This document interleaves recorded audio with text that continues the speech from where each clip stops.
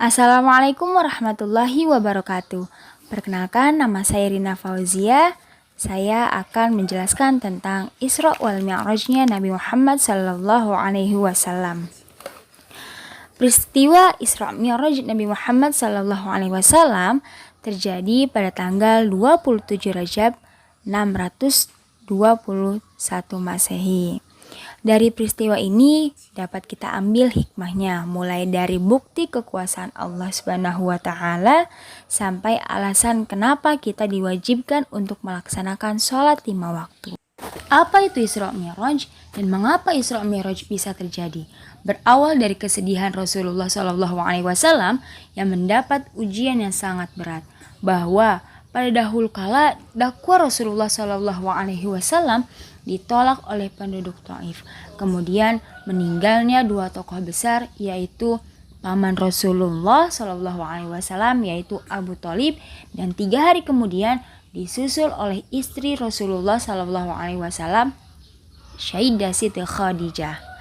Peristiwa ini disebut dengan Amul Huzmi, yaitu tahun kesedihan, karena pada tahun tersebut Rasulullah banyak sekali ditinggalkan oleh orang yang tersayang. Hal ini sekaligus membuat penduduk muslim semakin sedih, serta kaum Quraisy yang semakin memusuhi Rasulullah SAW. Dengan kejadian ini, akhirnya Allah Subhanahu wa taala memerintahkan malaikat Jibril untuk melaksanakan Isra wal Mi'raj bersama Rasulullah SAW. Singkat cerita, dari Masjidil Haram ke Masjidil Aqsa, Rasulullah SAW melaksanakan sholat 2 rakaat di Masjidil Aqsa. Kemudian setelah sholat sunnah 2 rakaat, Rasulullah SAW didatangi oleh malaikat Jibril, dan malaikat Jibril membawa 2 wadah, dan wadah tersebut berisikan minuman keras atau khamr, dan wadah kedua berisikan susu.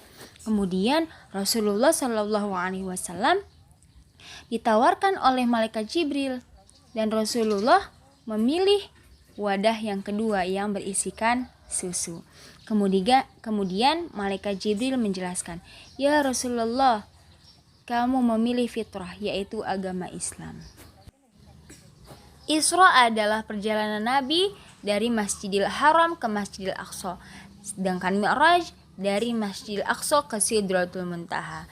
Kemudian Rasulullah SAW setelah melaksanakan sholat sunnah 2 rakaat, Rasulullah SAW dan malaikat Jibril melanjutkan perjalanan yang disebut dengan Mi'raj, yaitu perjalanan dari Masjidil Aqsa ke Sidratul Muntaha dengan menggunakan buraq. Dalam perjalanan Mi'raj ini, Rasulullah SAW bertemu dengan para nabi di setiap tingkatan langitnya. Di langit pertama, Nabi Muhammad SAW dan malaikat Jibril bertemu dengan Nabi Adam alaihi salam. Dan di langit kedua, Nabi Muhammad SAW beserta Jibril dengan Nabi Yahya alaihi salam dan Nabi Isa alaihi salam. Di langit ketiga, Rasulullah SAW beserta Jibril bertemu dengan Nabi Yusuf alaihi salam. Dan di langit keempat, Rasulullah SAW bertemu dengan Nabi Idris alaihi salam. Kemudian naik lagi ke langit kelima, bertemu dengan Nabi Harun alaihi salam. Kemudian Rasulullah SAW beserta malaikat Jibril naik lagi ke langit ke-6, bertemu dengan Nabi Musa alaihissalam yang bisa membelah lautan. Kemudian Rasulullah SAW diajak lagi oleh malaikat Jibril naik ke langit ke-7. Bertemu dengan siapa?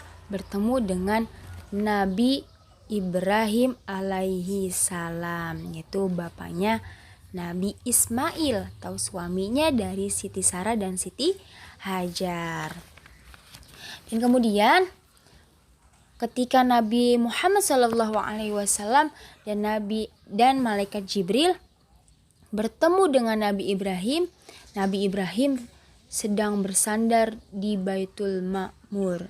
Apa Baitul Ma'mur? Yaitu suatu tempat atau masjid di mana setiap harinya dimasukkan 70.000 malaikat setiap harinya. Malaikat yang sudah masuk ke Baitul Ma'mur tidak keluar lagi. Subhanallah. Sebenarnya manusia dan malaikat besarnya atau banyakan malaikat. Kenapa bisa dinobatkan banyaknya malaikat? Karena ada yang mengatakan jumlah malaikat itu sebanyak butiran pasir yang ada di dunia. Dan ada juga yang mengatakan jumlah malaikat sebanyak daun yang ada di dunia. Wallahu a'lam. Tetapi malaikat yang wajib kita ketahui ada 10.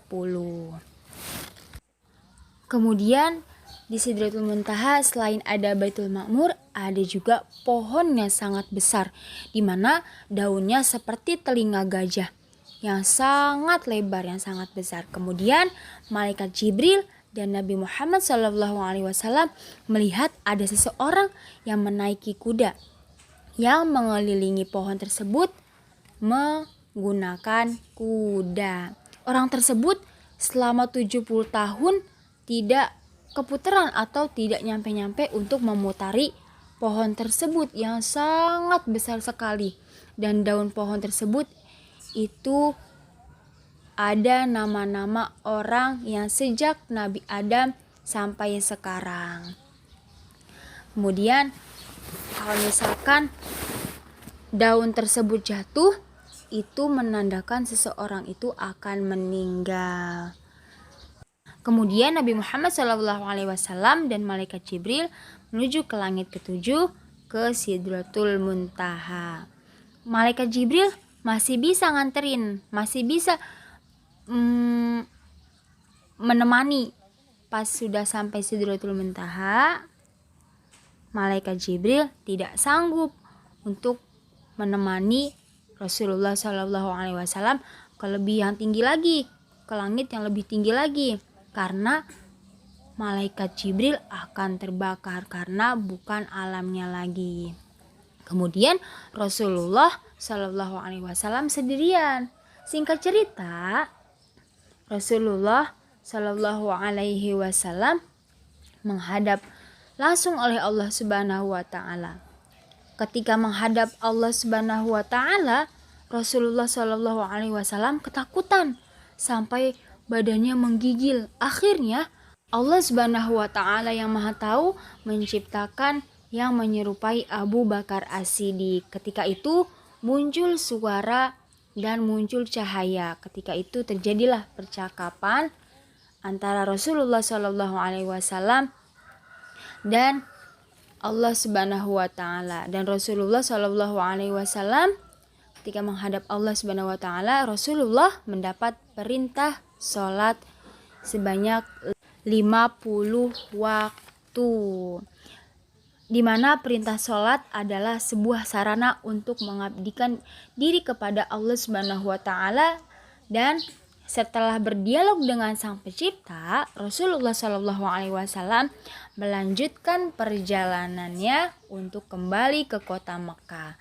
Tetapi di tengah perjalanan Rasulullah SAW bertemu dengan Nabi Musa alaihissalam dan ditanya tentang berapa banyak sholat yang harus dikerjakan.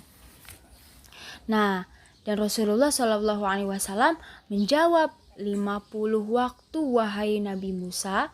Kemudian Nabi Musa alaihissalam menyuruh kembali untuk meminta keringanan kepada Allah Subhanahu wa taala.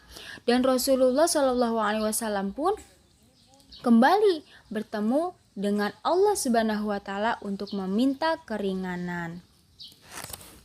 Dan setiap meminta keringanan, Rasulullah SAW itu dikurangi 5. Dan Rasulullah sampai 9 kali balik meminta keringanan oleh Allah Subhanahu wa taala. Akhirnya perintah salat menjadi dan ditetapkan 5 waktu, yaitu subuh, zuhur, asar, maghrib, dan isya. Setelah mendapat perintah sholat 5 waktu, Rasulullah Shallallahu Alaihi Wasallam kembali ke rumah. Dari kejadian Isra Mi'raj bagi masyarakat Arab zaman jahiliyah dinilai sebagai cerita yang tidak masuk akal dan bohong. Akan tetapi tidak bagi sahabat Rasulullah Shallallahu Alaihi Wasallam, yaitu Abu Bakar As-Siddiq. Ia merupakan orang pertama yang mengimani dan meyakini perjalanan suci Rasulullah Shallallahu Alaihi Wasallam ketika di Isra Mi'rajkan. Karena itu Abu Bakar As-Siddiq diberi gelar As-Siddiq yang artinya orang yang dipercaya. Terima kasih. Cukup sekian dari saya, kurang lebihnya mohon maaf. Wassalamualaikum warahmatullahi wabarakatuh.